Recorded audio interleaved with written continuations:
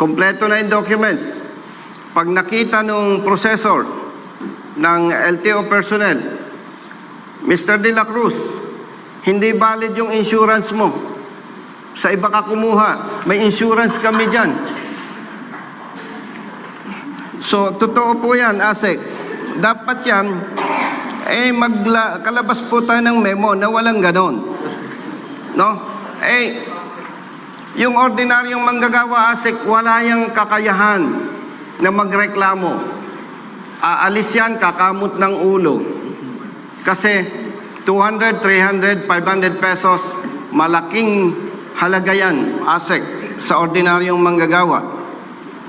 Ayan na nga, mga kaibigan, at nagsagawa na nga ng public hearing itong LTO patungkol dito sa transfer of ownership. At isa nga sa mga naimbitahan ay itong si Congressman Busita at kanyang mga binanggit itong mga bagay kung bakit ba hindi nakakapag-transfer of ownership dahil nga sa mga problema na nakikita sa LTO. Tingnan natin kung yung mga nabanggit ni Congressman Busita ay yun din yung karaniwang problema na na-encounter nyo sa LTO. Sabi nga niya, ang problema ay wala na ron sa mga nagta-transfer of ownership, kundi yung nasa LTO. Halika't panoorin natin ng ating malaman kung ano ba itong napag-usapan dito sa public hearing ng LTO patungkol sa change of ownership. Dahil ito isang mainit na pinag-uusapan sa ngayon. On behalf of One Rider Party List at itong ating mga kababayan, nagpapasalamat po ako na na-recognize po ninyo na kanina nabanggit po ninyo na may mga pagkukulang ang LTO. Totoo po, malaki ang ambag ng LTO sa problemang ito. Pero, paglilinaw lamang, kamakailan lang umupo si ASEC. Pero itong problema pong ito, ilang dekada na ang nakalipas. Hindi na natin kailangang magsisihan pa. Marami na ang namatay ng mga nagdaang administrations. Ang maganda lang nito, nandito si ASEC, gusto niyang ma-address itong issue at bukas yung kanyang opisina. Siya lang yung madalas mag-conduct ng ganitong hearings, consultations, pag may issue.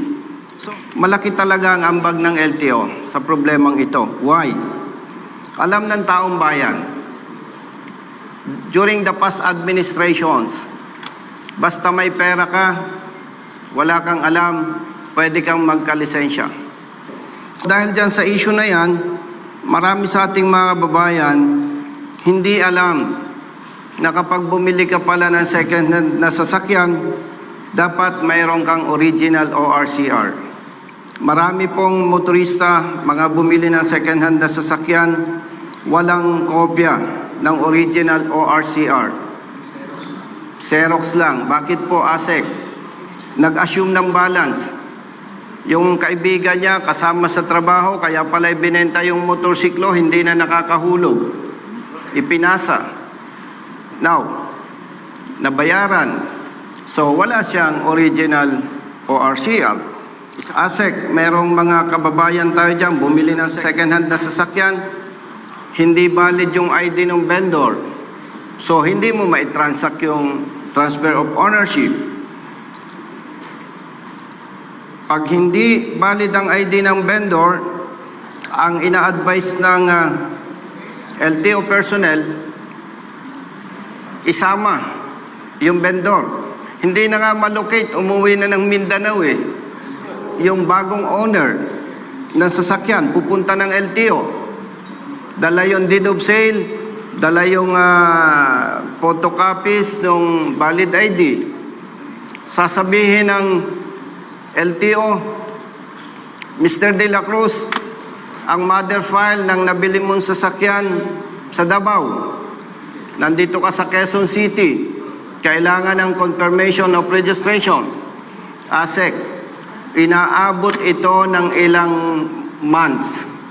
So, yung punto ng confirmation, ASEC, with all due respect, hindi yun responsibilidad ng new vehicle owner. Sa ordinaryong manggagawa, ASEC, hindi yan a-absent paulit-ulit para mag-follow up ng confirmation. Pagbalik niya, maybe after 1 month, 2 months, lumabas ang confirmation. Sasabihin ng bagong car owner, LTO, ito na po ang documents ko. Pag ni-review, sir, expired ang HPG clearance mo. ASEC, sa maliit na manggagawa, kahit yan ay 200 or 300 pesos lang, mabigat po yan. Ang mga ordinaryong manggagawa, ASEC, parang soft drink na Coke. Kung hindi zero, eksakto. Speaking of HPG clearance, pwede po kayong malaman, ASEC, sa kaibigan natin, kay General Segon, instead of 1 week validity, is it possible na gawin po natin na 1 month man lamang, General Segon, sir?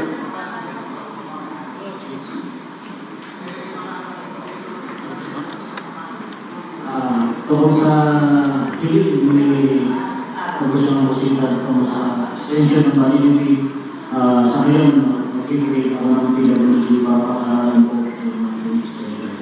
Presasyon, gagawin po natin. Thank you, General Segon, sir.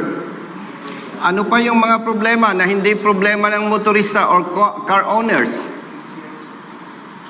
Magta-transfer ng ownership. ASEC, sir. Dadaan sa PMBIC, Private Motor Vehicle Inspection Center. Makikita sa system, hindi uploaded yung kanyang plaka. ASEC, hindi ito problema ng motorista, ng car owner. Sa ordinaryong manggagawa, hindi ganun yung kadali. A-absent siya, pupunta sa LTO, and honestly, ASEC, matagal ng sakit ito. Hindi lamang sa LTO, yung mga suplado, masusungit, masama ang ugali. Yan ay public knowledge yan. So, yung pag-upload ng plate number, ASEC, hindi yun problema dapat ng motorista. Katulad ng confirmation. Yun po, dapat mabigyan ng attention. Ano pa po yung problema? Si Juan pupunta sa LTO, District Office. Kompleto na yung documents. Pag nakita nung processor ng LTO personnel, Mr. De La Cruz, hindi valid yung insurance mo. Sa iba ka kumuha, may insurance kami dyan. So, totoo po yan, ASEC. Dapat yan, kalabas po tayo ng memo na walang ganon. No? Yung ordinaryong manggagawa, ASEC, wala yung kakayahan na magreklamo. Aalis yan, kakamot ng ulo. Kasi 200, 300, 500 pesos, malaking halaga yan, ASEC, sa ordinaryong manggagawa. Ano pa? Kulang yung documents. Nire-require ng LTO. Ipresenta yung may-ari. Patay na ASEC. Ewan ko kung may espiritista pa ngayon. Alam ko, wala na eh. Para kung may espiritista, kukuha ng somebody, tatawagan yung kaluluwa nung namatay sa sapi para mawitnessan. Yes, na talagang siya ay nabenta niya talaga yung sasakyan niya. So, ano pa? May binebenta yung barkada sa kanila dahil hindi naman nakapag-aral, kaperasong papel lang. Okay na. Kailangan ng notaryadong deed of sale. Hindi ka naman makapagpanotaryo kung wala yung both parties, vendor and vendee. Sa Quiapo, pwede. Pwede yan.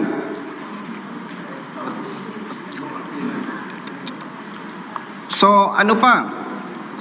Binili ni Juan ang sasakyan ni Pedro. Halimbawa po, ASEC kotse. Okay naman ang transaksyon. Nung itatransfer na, dadaan sa HPG na discover. Nagpalit pala siya ng engine. Problema yon, ASEC. May mga requirements yan. Hindi po pwede yan. Kailangan may sales invoice, kailangan may certification kung sino yung authorized company or registered business company or auto shop na siya yung nagpalit ng engine sa kanya pinagawa. Ano pa, ASEC? Change color. Bumili ako, hindi ko alam. Yung palang dating may-ari, nag-change color. So, mabigat para sa ordinaryong manggagawa. Another gastos na naman yan. Change body design. Nagpalit.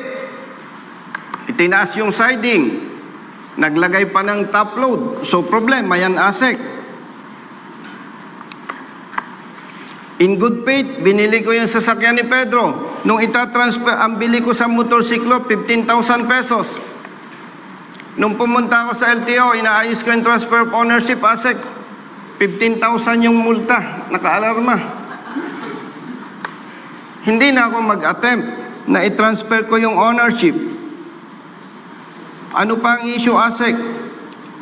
Pagdaan ko sa HPG, nakaw pala yung nabili ko.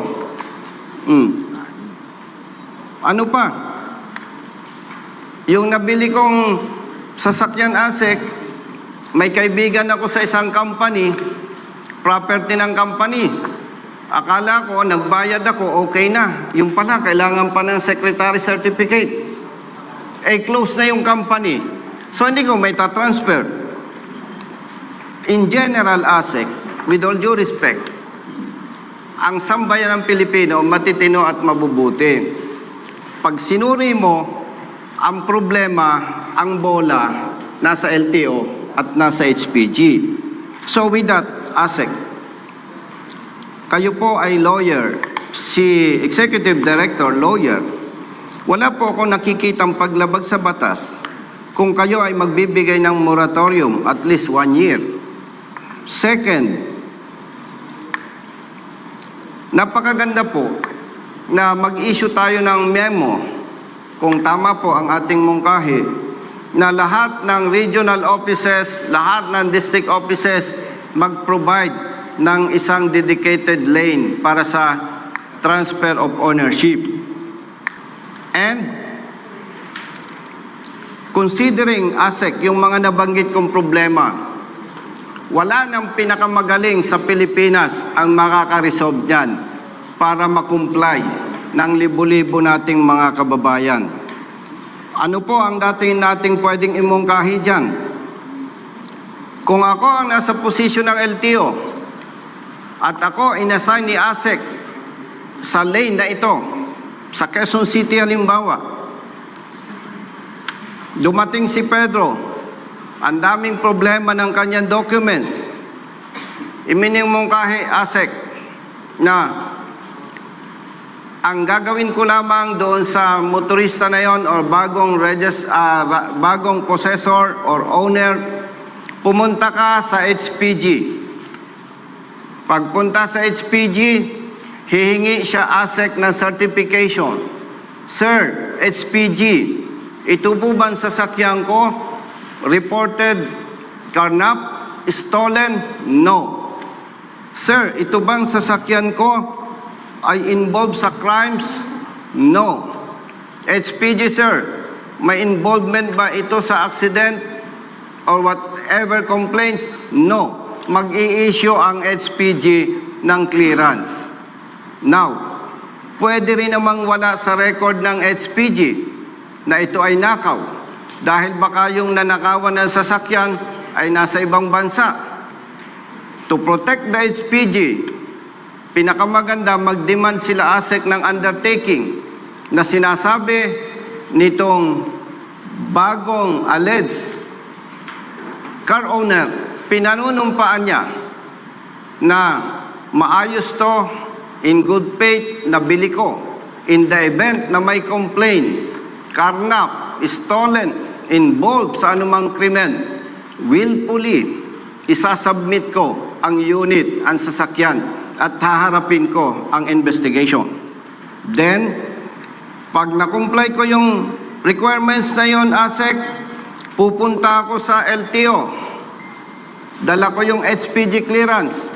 magpapagawa din ako ng another undertaking. Isubmit ko sa LTO na pinanunumpaan ko, LTO, sa pagkakaalam ko po, maayos, in good faith kung binili yan. At kung yan ay sangkot sa krimen o anumang questionable na kinasasangkutan, willfully, isasubmit ko po at ako ay haharap sa investigation. Sa palagay ko po, ASEC, kapag ka po nakumpleto ko yon at i-transfer ninyo ang ownership sa akin, wala akong nakikitang pananagutan sa parte ng LTO. Ibig sabihin po, maililipat ninyo yung ownership sa pangalan ko. Pero kapag may lumutang na complainant, LTO, bakit ninyo nirehistro? Ay nakaw yan. Lalabas ang may kasalanan pa, yung claimant. Why? Hindi ka nag-report sa PNP. Okay, wag na tayong magsisihan. Sige, submit mo yung report. Then, isa-submit ng LTO sa HPG, which is the proper authority to conduct investigation. Mag-iimbestiga ang HPG. Ipapatawag si Juan de la Cruz. Hindi pwedeng tumanggi si Juan de la Cruz dahil meron siyang affidavit of undertaking. So with that, ASEC, naniniwala po ako kapag ginawa natin yan, legally, maaayos ang lahat. Then after nung ibinigay po ninyo, halimbawa na moratorium, effective 2026, lahat ng transfer of ownership, within 5 days, dapat ma-report ng seller. Within 20 days, dapat may transfer of ownership.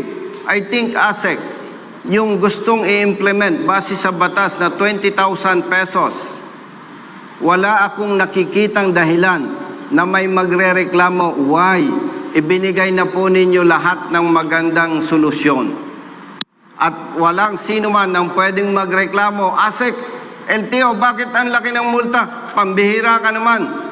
Inayos na namin lahat ng problema at in-announce natin sa taong bayan. Anong dahilan? Ibig sabihin, kung akong tatanungin, hindi mahalagang usapin ASEC dyan ang multa, provided ma-resolve muna natin yung malaking problema bago po tayo magpataw ng malaking multa sa ating mga kababayan. And one thing for sure, ASEC, walang magrereklamo kapag ka po yan ay inadapt at in-implement po natin. And ASEC, hindi naman ako lawyer, pero pag ako'y may idea, kinukonsulta ko po sa lawyers. And I hope and I pray na ito pong ating mungkahi on behalf of One Rider Party List at ng ating mga kababayan ay inyong i-adapt. And lastly, ASEC, hindi po ako naniniwala, ASEC, na tama, makatarungan at praktikal na lahat ng car owners kailangan pumunta sa LTO para mag-report at ayusin ang rehistro. Why? May legal documents eh. Kunwari, ako, isang congressman, inutusan ko yung aking driver, i-renew mo yung rehistro ng kotse ko. May documents eh. Bakit kailangan mag-report pa ako sa LTO? O, real talk tayo. With all due respect, ASEC, unsolicited advice. Huwag tayong maglabas ng memo na hindi po natin kayang ipatupad. Why? Halimbawa, ni-require natin ang bawat car owner na kailangan personally mag-report sa LTO. Real talk. Pumunta yung driver ni Senator. Halimbawa, kaya bang sabihin ng LTO, Mr. De La Cruz, kay Senator pala ito pa-reportin mo dito si Senator. Hindi gagawin yan ng ating tao. Anong pwedeng gagawin dyan? Sige Brad, ako nang bahala. Hindi tama. Why? Pag pala ang may-ari, Senator, LTO nang bahala. Kapag tricycle driver, hindi pwede. So lalabas dyan yung korupsyon. Baka naman. On behalf of One Rider Party List, At nung ating mga kaibigan na naniniwala, mangyari po, i-consider po ninyo yung aming recommendation at huwag obligahin na ang mga may-ari ng sasakyan siya mismo magre-report. Mapapahiya po ang LTO dyan sapagkat hindi po ninyo kayang i-implement yan. Paginhawahin natin ang buhay ng ating mga kababayan. At alam ko naman, hindi ka magpatawag ng ganitong consultative meeting kung ikaw ay bingi at kung ikaw ay ipokrito na magpapatawag pero yung gusto mo ang susundin mo at matagal na kitang kilala.